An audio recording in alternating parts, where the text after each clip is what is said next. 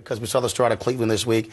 We had Charles Ramsey, and he made this interesting comment. It's got lots of attention, and I had to play it because it was just too great. I knew something was wrong when a little pretty white girl ran into a black man's arms. Something is wrong here. Dead giveaway. Dead giveaway. He didn't get right to the point, but I want to ask this question, though, because you've had this reporting come out talking about his past, domestic violence, abuse, things along those lines. And the question is, folks say, well, because of his past, he's not a hero.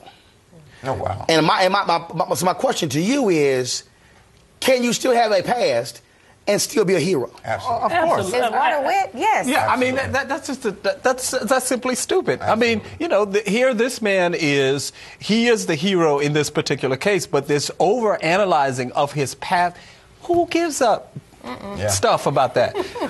Heroism is defined as being in the right place at the right time to create a certain condition that's viable and good for that person that you're helping. It doesn't matter whether you just left and robbed a bank. If you come down the street and see someone about to get hit by a car and you move them out the way and take the hit for yourself or get yourself out the way at the same time, that's a hero. It's not defined by your past. Yeah. That's just another feeblest attempt to try to discredit someone that went out of his way to help not one, not two, but three young girls to safety. There's no question what he did was honorable. I think another reason we need to address this thing is because I think this thing's going viral. People are talking about it everywhere. But I think part of it, we need to say this, part of it is when you see stereotypes exaggerated, there's some kind of comfort level among particularly white media, in saying, let's really play this more and more. I think this man is also being exploited, too. He is being exploited. But the one thing that we just played the clip of, and I think is so important to talk about, is what he said. I mean, we laugh about it as black people, but it really is very problematic. When you think about all of the ways in which black men have been villainized and demonized, and you think about a Trayvon Martin or a Jordan Davis or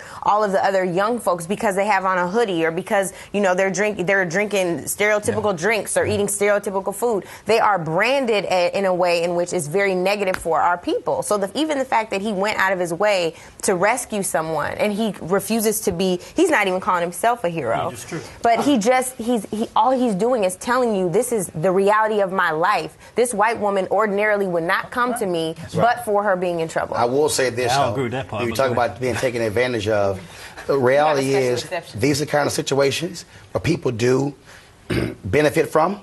So what I would hope is that Charles Ramsey would surround himself with people who know what they're doing, where he can capitalize on this. The McDonald's Corporation sent out a tweet saying they will be in contact with him. And all I'm saying is, look, if other folks are going to get paid, if they're going to make auto-tunes and everything else out of you, you better create a system and people around you who can do what's good. I talked to Russ Mitchell this week on Tom Turner Morning Show, anchor in Cleveland, and Charles has some folks around him who are trying to act like they're agents, who are not agents, and who are screwing some stuff up. I'm just saying, Charles, you did a good thing, but you could also get paid out of this. That's right. Surround yourself with some quality people to take advantage of the situation. Chris, Angela, Charles, George, we appreciate it, man. Thanks so much.